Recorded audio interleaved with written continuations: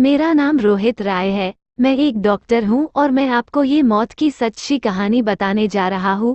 ये घटना तब की है जब मैंने अपनी डॉक्टरी पूरी कर ली थी और मुझे पहली बार हॉस्पिटल के आईसीयू में जाना था। आईसीयू में जब मैं गया तो मैंने देखा एक 30 साल की लड़की बेड पर लेटी हुई थी। उस लड़की का कार एक्सीडेंट हुआ था और वो पिछले 3 दिन से वेंटिलेटर पर थी। जो मरीज कोमा में चले जाते हैं या जिनका दिल काम करना बंद कर देता है, उन्हें वेंटिलेटर पर रखा जाता है। इस लड़की के बचने की उम्मीद बिल्कुल नहीं थी और आखिर 3 दिन वेंटिलेटर पर रखने के बाद इस लड़की का वेंटिलेटर हटाना था ताकि उसे मृत घोषित किया जा सके। और दुर्भाग्य से ये काम मेरा था।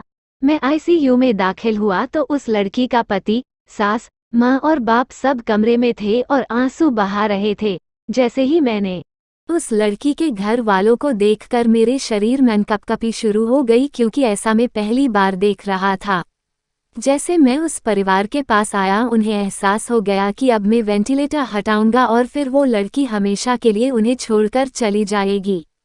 इससे पहले मैं कुछ करता, सभी परिवार वालों ने उस लड़की का हाथ पकड़ा और रोते हुए उससे कहने लगे, हम तुमसे बहुत प्यार करते हैं, हमें तुम्हारी याद बहुत आएगी, प्लीज वापस आ जाओ। वो लड़की कोमा में थी, उसे कोई होश ना था।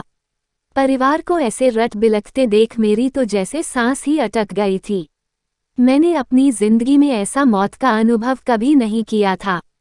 तभी अचानक मेरे पीछे से एक आदमी आया जिसके हाथ में करीब 3 साल का बच्चा था। बच्चे हंस रहा था और आप जानते हैं कि वो बच्चा इस लड़की का था।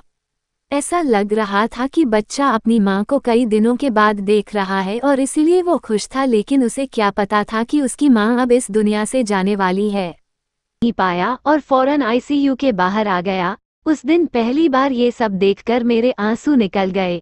मेरे साथ के डॉक्टर ने फिर मुझे समझाया कि डॉक्टरी में सख्त दिल रखना ही पड़ता है, वरना ये नौकरी करनी बहुत मुश्किल हो जाएगी।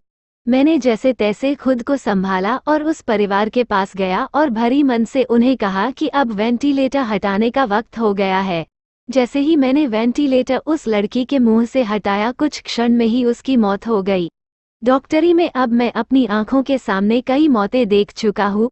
सच कहूँ तो कई बार मुझे दुख भी होता है और कई बार कोई फर्क नहीं पड़ता। अब मैंने अपने जज्बातों पर काबू पाना सीख लिया है और शायद इसी वजह से मैं अभी तक अपनी नौकरी कायम रखे हूँ।